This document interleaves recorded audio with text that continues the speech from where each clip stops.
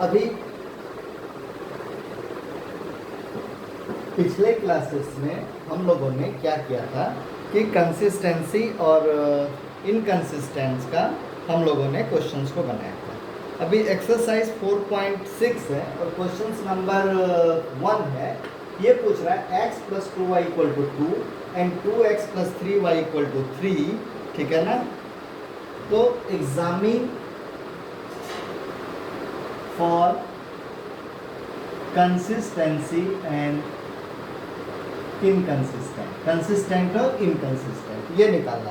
तो अभी आपको क्या करना है, एकदम सिंपल सा मेथड। क्या करना है, x + 2y - 2 = 0। फिर क्या करना है, 2x + 3y - 3 = 0। तो अभी डेल्टा की वैल्यूज निकालना है। डेल्टा की वैल्यूज क्या हो जाएगी बताइए। इसके आगे क्या है, 1 है, 1 2। इसके आगे क्या है, 2 3। इसको सॉल्व कर दीजिए। तो अभी आपको क्या मिल जाएगा सॉल्व करने के बाद, 3 - 4। ये वैल्यूज कितना आ गया, -1। इसकी वैल्यूज क्या होगी, = 0 है क्या, नॉट इक्वल टू 0। तो जब आपने अभी पिछले वीडियोस में या पिछले क्लासेस में आपने पढ़ा था, यहाँ पे 2 पार्ट पढ़ा था, एक नॉट इक्वल टू 0 और एक इक्वल टू 0। तो जैसे ये नॉट इक्वल टू 0 होता है तो आप क्या लिख देंगे, कंसिस्टेंट, ठीक है। यहाँ पे ही कहानी खत्म है। अब 0 आएगा तब हम आगे बढ़ेंगे, जो कि पिछले वीडियोस में आप जाके इसको देख सकते हैं। तो क्वेश्चन नंबर 1 आपका हो गया कि ये क्या है आपका वैल्यूज कंसिस्टेंट, ठीक है। तो ऐसे ही आप क्वेश्चन नंबर 1, क्वेश्चन नंबर 2, 3,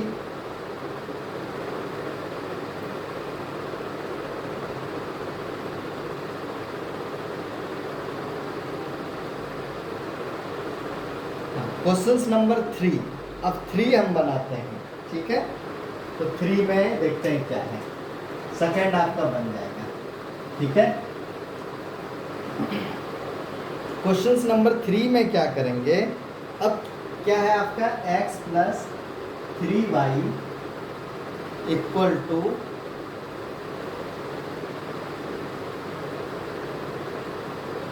5, ठीक है, एंड 2x + 6y = 8। अब क्या करेंगे, x + 3y - 5 = 0 और 2x + 6y - 8 = 0। अब ये चीज़ें आ गई। अब क्या करेंगे आप, तो सबसे पहले आपको क्या निकालना है, डेल्टा की वैल्यू। ये कितना है, 1 3 2 और 6। फिर डेल्टा 1 और डेल्टा 2, ये राइट। तो अब यहाँ पे अगर आप देखते हैं तो अब इनकी वैल्यूज कितनी हो गई, 6 - 6 = क्या हो गया, 0। तो अब 0 हो गया, 0 हो गया। तो अब क्या हम बोल सकते हैं क्या कंसिस्टेंट है, नहीं कर सकते। तो अब हमारे पास क्या होगा, 2 रूल में हम चलेंगे। एक तो हो गया नॉट इक्वल टू 0 और अब हो गया = 0। अब यहाँ से भी 2 रूल चला था, याद कीजिए, ठीक है।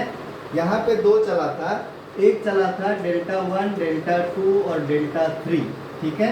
और एक चला था डेल्टा 1 डेल्टा 2 डेल्टा 3, ठीक है। ये कितने वेरिएबल के लिए था, 3 वेरिएबल के लिए। लेकिन यहाँ पे आपको वेरिएबल कितना है, सिर्फ 2 वेरिएबल है। तो इसमें क्या था, एक तो हो गया था 0। अगर 0 हो गया था तो फिर हम आगे जाते थे, इसके 2 स्टेप्स होते थे, ठीक है। और एक आपका क्या होता था कि इनमें से कोई एक जो है एटलीस्ट, ऐसा था ना, एटलीस्ट 1 इज नॉन जीरो, बराबर, कोई एक तो नॉन जीरो होना चाहिए। तब यहाँ से देखते हैं इसको कैसे सॉल्व करते थे, याद कीजिए। ये हो गया। अगर फर्स्ट निकालना है तो पहले में हमको क्या करना है, d1 को पुट करना है। तो यहाँ पे d1 कितना है, -5 और d2 कितना है, -8, और इनको वैसे ही रखना है, ठीक है। और डेल्टा 2 की अगर हम बात करेंगे तो इसमें क्या कौन सा चेंज होगा, सेकंड वाला। तो फर्स्ट वाला ऐसा ही रहेगा और दूसरे जगह पे हम d2 की वैल्यू रखेंगे, -5 और -8। ऐसे ही तो सॉल्व करते थे ना। तो यहाँ से आप सॉल्व कीजिए, इसकी वैल्यूज कितनी हो गई, इसकी हो गई -30 और ये माइनस कितना हो गया 24 और ये कितना हो गया -24। तो और इसकी वैल्यूज भी अगर आप निकालना चाहें तो, लेकिन एक भी अगर आपका नॉन जीरो है तो यहाँ पे ये क्या हो जाता है आपका, याद कीजिए, कंसिस्टेंट या नॉन कंसिस्टेंट क्या हो जाता है आपका, ठीक है। तो आपका वैल्यूज आ जाएगा इनकंसिस्टेंट, ठीक है ना। तो आपको फिर आगे सॉल्व करना है, ठीक है ना। तो यहाँ पे क्या हो जाता था, इनकंसिस्टेंट हो जाता था, फिर हम आगे जो है आगे सॉल्व करते थे, ठीक है।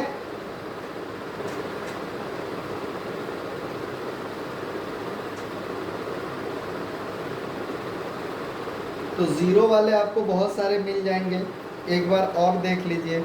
एक है आपका question number 4, x plus Y plus 2z equal to क्या है, 4 है। फिर 2x plus 3y plus 2z equal to क्या हो गया, 2। और ax plus ay plus 2az equal to क्या हो गया, 4। तो अब इसमें आपको वही चेक करना है, कंसिस्टेंट और इनकंसिस्टेंट, ठीक है। तो आप इसको इजीली चेक कर सकते हैं। सबसे पहले क्या निकालेंगे, डेल्टा की वैल्यू निकालना है कि जीरो है या नॉन जीरो है। अगर नॉन जीरो हो गया तो आप तो सीधा लिख सकते हैं ना कंसिस्टेंट करके, ठीक है।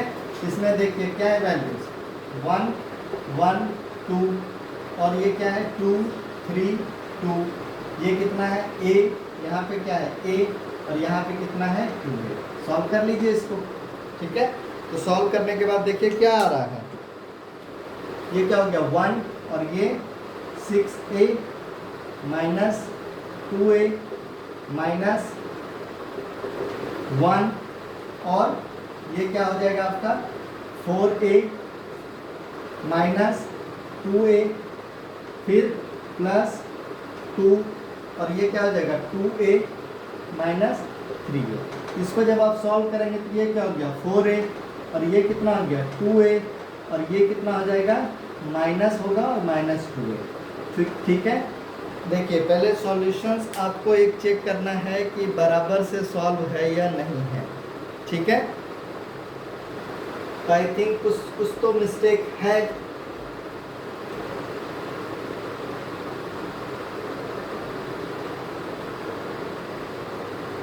मैंने क्वेश्चन से गलत लिख दिया है, ये 1 है, ठीक है।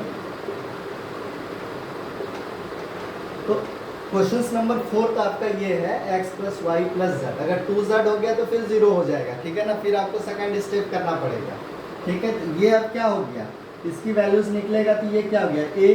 तो डेल्टा की value is not equal to 0 है, ठीक है। तो अगर नॉट इक्वल टू 0 है तो आप यहाँ पे क्या बोल देंगे कि ये आपका कंसिस्टेंट है। लेकिन अभी जो मैं क्वेश्चंस बना रहा था, यहाँ पे अगर मैं 2 कर दिया, ठीक है, तो ये भी 2 हो जाएगा, और यहाँ पे भी 2 हो जाएगा, और फिर ये क्या हो जाएगा, ये 0 हो गया। मान लीजिए कि ये 0 हो गया, तो 0 हो गया तो आपको क्या करना पड़ेगा, फिर से आपको मेथड पे अप्लाई करना पड़ेगा, इफ नॉट इक्वल टू 0। और अगर 0 आया तो फिर यहाँ से 2 करेंगे, क्या करेंगे, डेल्टा 1 डेल्टा 2 और डेल्टा 3 की वैल्यू निकालेंगे। अगर डेल्टा 1 डेल्टा 2 डेल्टा 3 अगर तीनों इक्वल टू 0 हो गया तो आगे बढ़ेंगे, नहीं तो अगर यहाँ से जाएंगे और यहाँ पे आपका एटलीस्ट अगर 1 एक भी कोई आपका ये हो जाता है तो आप उसको इनकंसिस्टेंट के हिसाब से आप उसको आगे बढ़ जाएंगे। तो ये चीज़ें हैं जो कि आप पिछले वीडियोस में जाके देख लीजिए इसको क्या है, वहाँ से आपको कॉन्सेप्ट मिलेगा। और ये पूरा का पूरा एक्सरसाइज पिछले वीडियो में जब आप देखेंगे उस कॉन्सेप्ट को तो आपका पूरा क्लियर हो जाएगा। आई थिंक इसमें आपको प्रॉब्लम भी नहीं होगा कहीं पे भी सॉल्व करने में। क्रैमर्स रूल वगैरह है आपका जो भी है, पूरा का पूरा एक्सरसाइज आप इससे जो है सॉल्व कर सकते हैं, ठीक है। अच्छा, अभी अगर एक क्वेश्चन नंबर 7 बनाते हैं हम लोग, ठीक है। एक क्वेश्चन और कर लेते हैं, जैसे रिक्वायर्ड है नहीं, 2-2 3-3 मेथड है हमारे पास, ठीक है। लेकिन अभी कैसे कि सीबीएसई में किस मेथड को हम लोग अप्लाई करते हैं, 5x 2y = 4 एक हो गया, दूसरा है 7x + 3y = 5 ऐसा, ठीक है। तो अब इसको लिखने के लिए हम लोग इसको कैसे कर सकते हैं ना, एक हम लिख सकते हैं पहले इस तरह का 5 2 इनका और फिर इनका 7 और 3, ठीक है। और ये इसको हम यहाँ पे वेरिएबल लिख देते हैं एक्स वाई, ठीक है। और ये इसके इक्वल टू क्या कर देंगे 4, ठीक है। अब है कि ऐसा हमने क्यों लिखा, ये क्या है मैट्रिक्स है, ये किस ऑर्डर का है 2 इंटू 2 ऑर्डर का, और ये कितने ऑर्डर का है 2 इंटू 1 ऑर्डर का है। तो दोनों का मल्टीप्लाई क्या है हमारा पॉसिबल है, ठीक है।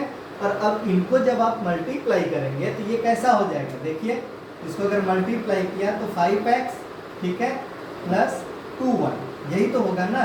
और इसको करेंगे तो ये क्या हो जाएगा 7x प्लस 3y, ऐसा ही है। ये मैट्रिक्स है और ये इक्वल टू किसके कह रहा है 4 5।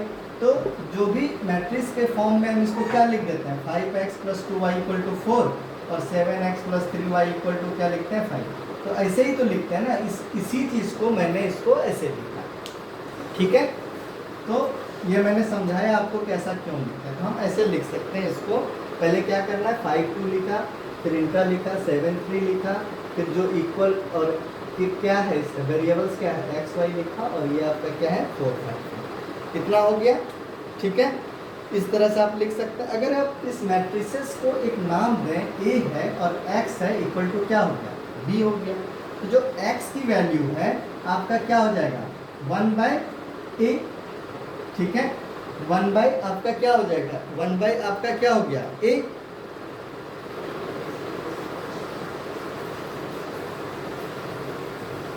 ठीक है। और 1/a को ही आप इसको क्या लिखते हैं 1/a को आप क्या लिखते हैं 1/a अगर लिखना है तो इस चीज़ को आप क्या लिखते हैं, आप इसको लिखते हैं a इनवर्स। तो ये क्या हो गया a इनवर्स b, और a इनवर्स का फॉर्मूला आपको पता है क्या होता है 1/a और एडजॉइंट a और इसको b। तो एक मेथड है आपको x y b को आप इस तरह से सॉल्व करेंगे, और एक मेथड है आपको जो कि मैंने पिछले क्लासेस में अभी बताया था कि आप क्या करेंगे डेल्टा निकालेंगे, फिर डेल्टा 1 निकालेंगे, फिर डेल्टा 2 निकालेंगे, और x इक्वल टू क्या हो जाएगा डेल्टा बाय डेल्टा 1 और y इक्वल टू क्या हो जाएगा डेल्टा बाय डेल्टा 2। इससे भी आप निकाल सकते हैं, ठीक है। लेकिन CBSE में आप जो है इस मेथड को ही फॉलो करेंगे, ठीक है। अब ये हो गया, आपको क्या निकालना है x की वैल्यू निकालने के लिए ये निकालना और एडजॉइंट b एडजॉइंट a निकालना, ठीक है। तो इजी है, कैसे निकलेगा बताइए। सबसे पहले क्या करेंगे आप a की वैल्यू निकालेंगे, a इक्वल टू क्या है आपका डिटरमिनेंट्स 5 7 2 3, सॉल्व कीजिए कितना हो गया 15 माइनस 14 दैट इज क्या हो गया 1 इज नॉट इक्वल टू 0। पहली चीज मतलब इसका सॉल्यूशंस होगा, और ये क्या है आपका कंसिस्टेंट है, ठीक है। अब इसका एडजॉइंट ए कैसे निकलेगा भाई, ठीक है। एडजॉइंट ए निकालिए इसका, याद है ये भूल गए। तो सबसे पहले हमको क्या करना पड़ता था माइनस और कोफैक्टर 2 क्रॉस 2 का मैट्रिसेस है, यही है ना। निकाल लीजिए इसकी वैल्यूज a11 1 1 1 और 1, ये कितना हो गया 3, और ये 1 1 है तो 1, ये क्या हो गया प्लस, ये क्या हो गया माइनस, ये क्या हो गया माइनस, और ये क्या होगा प्लस। 1 2 1 और 2, ये कितना हो गया 7। फिर क्या निकालना है 2 1 2 1, साइन क्या है 2, फिर 2 2 क्या होगा वैल्यूज 3। तो ये हो गया। तो जो इसको इसका जो फॉर्म आएगा मतलब एडजॉइंट ए क्या होता था, एडजॉइंट ए जो आप निकालते थे जो भी मैट्रिक्स आता था क्या 3 1 a11 a12 a22, और इसका क्या होता था ट्रांसपोज होता था। तो ट्रांसपोज होके ये क्या हो जाएगा बताइए 3 - 7 और -2 और 3, यही तो एडजॉइंट ए की वैल्यूज आएगी ना। एडजॉइंट ए की वैल्यूज क्या होगी, ठीक है, यही आएगी 3 - 7 और -2 3 -2 और 3। कुछ गड़बड़ हो रहा है क्या देख लीजिए, मेरे को थोड़ा सा डाउट आ रहा है। ये 3 ना होके ये आपका 5 होगा, ठीक है, 2 2 मतलब 2 और 2, और ये यहाँ पे कितना 5, ठीक है, इसको ये मिस्टेक्स, ठीक है। और ए की वैल्यूज क्या थी आपकी, डिटर्मिनेंट्स ए की वैल्यू क्या थी, 1 थी, तो ए इनवर्स की वैल्यूज आपकी क्या हो जाएगी, ए इनवर्स की वैल्यू 1/a और डिटर्मिनेंट जो भी है, मतलब यही वैल्यूज है इनवर्स का 1/1, मतलब यही आ जाएगा ना, तो यही वैल्यूज आपकी क्या निकल गई, ए इनवर्स की आ गई, ठीक है। तो आपका क्वेश्चन आप जब सॉल्व कर रहे थे इसको, तो आप कैसे सॉल्व कर रहे थे, याद कीजिए, इसको क्या लिखा था, ए एक्स इक्वल टू बी, और एक्स इक्वल टू क्या लिखा था, ए इनवर्स इंटू बी, मतलब ए की जगह पे ये है, एक्स की जगह पे ये है, और बी की जगह पे ये है। तो ए इनवर्स की वैल्यूज आपने कितना लिखा, 3 -7, और ये कितना -2 और 5, और इस मैट्रिक्स और क्या बी की वैल्यू आपकी क्या है यहाँ पे 4 5, ठीक है, ये हो गया, और ये क्या है एक्स, ठीक है। अब इसको सॉल्व, अब इसका मैट्रिक्स का जब आप क्या करेंगे, प्रोडक्ट करेंगे, तो ये प्रोडक्ट इसका कितना हो जाएगा, देखिए 2 इंटू 3 इंटू 4 -2 इंटू 5, फिर इनके साथ -28 और +25, यही हो गया। ये कितना हो गया, 12 - 10 = 2, और ये कितना हो गया -3, ऐसे ही तो होगा ना, 2 और -3, तो मतलब, और ये x क्या था आपका, x क्या था, x और y था, x और y की जो वैल्यूज है वो आपकी क्या हो गई, 2 - 3, मीन्स x की वैल्यू कितनी हो गई 2, यहाँ से आपको क्या फाइंड आउट हो गया, x की वैल्यू हो गई 2 और y की वैल्यू क्या हो गई -3, ठीक है। तो इस तरह से आप पूरा चैप्टर्स लगा सकते हैं। 3 ऑर्डर 3 में भी सेम प्रोसेस को फॉलो करना है, यहाँ पे क्या हो जाएगा, खाली एक्स वाई जेड हो जाएगा, तो आप लोग बना लीजिए, फिर मैं 3 ऑर्डर 3 का डिटर्मिनेंट्स को भी सॉल्व कर दूँगा, ठीक है। तो लेकिन इस चैप्टर को बनाने से पहले आप कंसिस्टेंसी और इनकंसिस्टेंसी का जो वीडियो है मेरा, वो आप ज़रूर देख लें, ठीक है, उसके बाद ही आगे बढ़ें। तो आज के लिए इतना ही है, इसको आप सॉल्व करें और इसको करें, ठीक है। और वीडियोस को ज़्यादा से ज़्यादा फैला दें ताकि गरीब बच्चों तक ये पहुंच पाए, जो नीडी हैं, जिनको ज़रूरत है, कोरोना काल है, ठीक है ना, तो उसके हिसाब से आप इसको आगे करें, ठीक है।